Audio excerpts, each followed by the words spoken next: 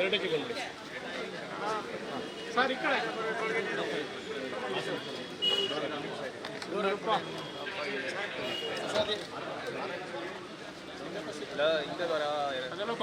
ಬಪ್ಪ ಮುಂದೆ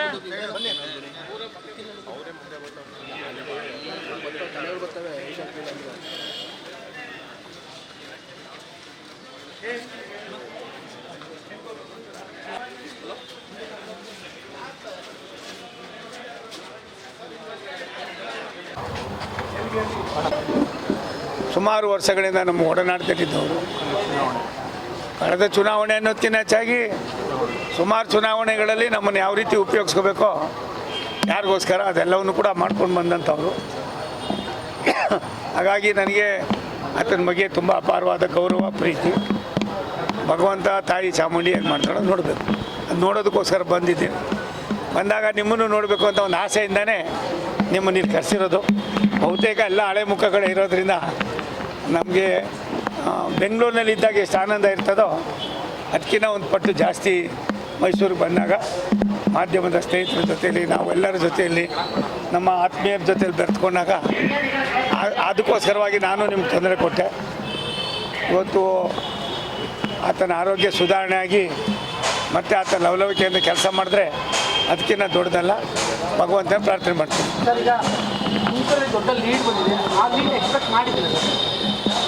ನಾನು 2 ಲಕ್ಷ ನಿರೀಕ್ಷೆ ಮಾಡಿದ್ದೆ, ಇನ್ನೊಂದು 24,000 ಕಡಿಮೆ ಆಯಿತು.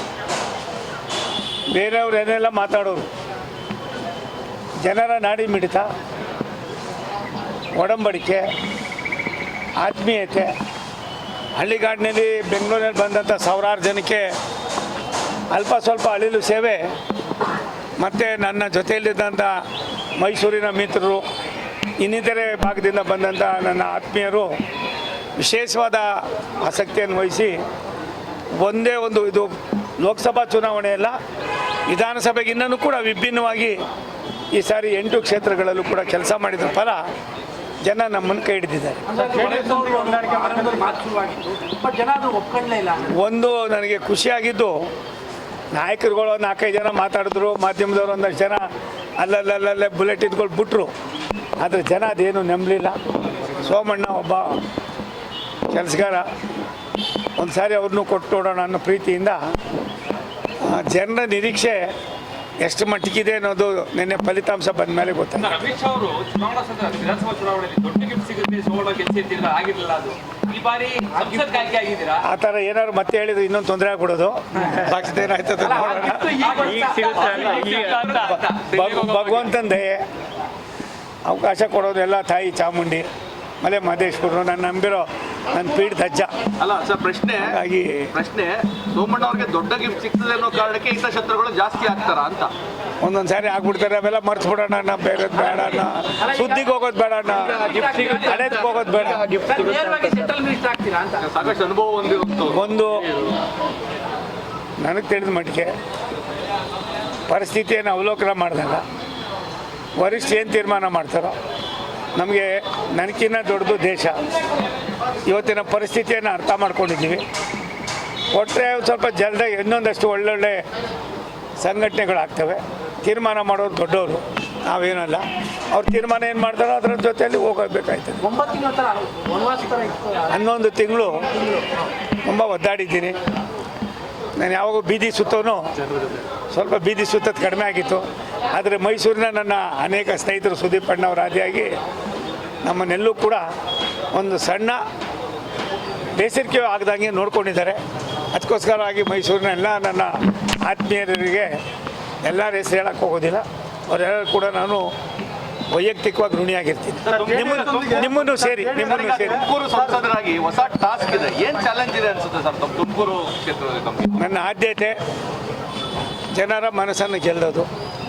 ನನ್ನ ಆದ್ಯತೆ ತುಂಬ ವರ್ಷದಿಂದ ತುಳಿತಕ್ಕೊಳಪಟ್ಟಿರ್ತಕ್ಕಂಥ ಕೆಲವು ಬಹು ಉಪಯೋಗಿ ಕೆಲಸಗಳಿಗೆ ಆದ್ಯತೆ ಕೊಡೋದು. ತುಮಕೂರು ತಪೋಭೂಮಿಯ ಒಂದು ಪುಣ್ಯಕ್ಷೇತ್ರ. ಪರಮಪೂಜ್ಯ ಸಿದ್ಧಗಂಗೆ ಶ್ರೀಗಳವರು, ಪರಮಪೂಜ್ಯ ಆದಿಚುಂಚನಗಿರಿ ಶ್ರೀಗಳವರು ಆ ಜಿಲ್ಲೆಯನ್ನು ಒಂದು 2 ಕಣ್ಣಾಗಿ ನೋಡಿದ್ದಾರೆ. ಆ ಜಿಲ್ಲೆಗೆ ಬೇಕಾಗಿರ್ತಕ್ಕಂಥ ನೀರಾವರಿ, ವಸಂತ ನರಸಾಪುರ ಒಂದು ದೊಡ್ಡ ಇಂಡಸ್ಟ್ರಿಯಲ್ ಕಾರಿಡಾರ್ ಆಗಿದೆ. ಅದಕ್ಕೆ ಬೇಕಾಗಿರೋಂಥ ಸವಲತ್ತು. HAL ಮತ್ತೊಂದು ಘಟಕ ಅಲ್ಲಿ ಬಂದಿದೆ. ಅಂತಾರಾಷ್ಟ್ರೀಯ ವಿಮಾನ ನಿಲ್ದಾಣವನ್ನು ಮಾಡ್ತಕ್ಕಂಥ ಜೊತೆಯಲ್ಲಿ ಬೆಂಗಳೂರಿನಿಂದ ತುಮಕೂರಿಗೆ ಕೇವಲ 35-36 ಕಿಲೋಮೀಟ್ರು ಬಾರ್ಡ್ರ್ ಬರೋದ್ರಿಂದ ಇನ್ನೊಂದು ಬೆಂಗಳೂರಿಗೆ ಒಂದು ಸೆಟ್ಲೈಟ್ ಟೌನನ್ನು ಮಾಡ್ತಕ್ಕಂಥದ್ದಕ್ಕೆ ಬೆಂಗಳೂರಿನ ಸರ್ವಾಂಗೀಣ ಅಭಿವೃದ್ಧಿಗೆ ತುಮಕೂರನ್ನು ಒಳಪಡಿಸಿ ಬೆಂಗಳೂರಿನ ಒತ್ತಡವನ್ನು ಕಡಿಮೆ ಮಾಡೋದಕ್ಕೆ ನನ್ನ ಆದ್ಯತೆ ಇದೆ. ಸುಮಾರು ನನ್ನ ಕನಸಿದೆ. ಇನ್ನೊಂದು ದಿನ ಹೇಳ್ತೀನಿ. ಎಲ್ಲ ಒಂದೇ ಸಾರಿ ಹೇಳಿದ್ರೆ ಮತ್ತೆ ಸಿಗದೆ ಹೋಗ್ತೀನಿ. ಒಂದು ಸತ್ಯ, ಸನ್ಮಾನ್ಯ ದೇವೇಗೌಡರು ಏನೋ ಚುನಾವಣೆಯಲ್ಲಿ ಜನ ಸೋಲಿಸಿಲ್ಲ. ಯಾರು ಸೋಲಿಸಿದ್ರು ಪುಣ್ಯಾತ್ಮರು ಒಬ್ಬ ದೇವೇಗೌಡರಲ್ಲ. ಈ ಚುನಾವಣೆಯಲ್ಲಿ BJP ನನಗೆ ಎಷ್ಟು ಶಕ್ತಿ ಕೊಡ್ತೋ ಅದಕ್ಕಿಂತ ದುಪ್ಪಟ್ಟು ಶಕ್ತಿಯನ್ನು ದೇವೇಗೌಡರು JDS ದೇವೇಗೌಡರು ಸಾಹೇಬರು, ಸನ್ಮಾನ್ಯ ಕುಮಾರಸ್ವಾಮಿ ಅವರು, ಅವ್ರ ಇಡೀ ತಂಡ ಮಾಡಿದ್ದಾರೆ. ಅವ್ರಿಗೆ ನಾನು ಎಂದೂ ಕೂಡ ಮರೆಯೋಕ್ಕಾಗೋದಿಲ್ಲ. ಎರಡು ಪಕ್ಷ ಸಮನ್ವಯತೆಯನ್ನು ಇಡೀ 28 ಲೋಕಸಭಾ ಕ್ಷೇತ್ರದಲ್ಲಿ 100ಕ್ಕೆ 100 ಸಮನ್ವಯತೆಯನ್ನು ಕಾಪಾಡಿ 5 ಬಾರಿ ಕುಮಾರಸ್ವಾಮಿಯವರು, 4 ಬಾರಿ ದೇವೇಗೌಡರು ಸಾಹೇಬರು ಬಂದು ಎರಡೂ ಪಕ್ಷದವ್ರನ್ನ ಒಟ್ಟಿಗೆ ಕೆಲಸ ಮಾಡಿದ್ದು ನಾನು ಒಂದೇ ಕ್ಷೇತ್ರ. ಅದೇ ರೀತಿ ಎಲ್ಲ ಕಡೆ ಆಗಿದ್ದರೆ 28ಕ್ಕೆ 28 ಬರ್ತಾ ಇದ್ದೀವಿ ಅನ್ನೋ ಗೊತ್ತಿಲ್ಲ.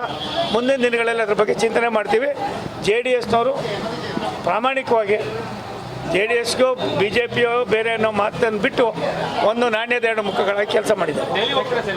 ನಾಳೆ ಹೋಗ್ತೀನಿ. Thank you. ಸಾಧ್ಯವಾದರೆ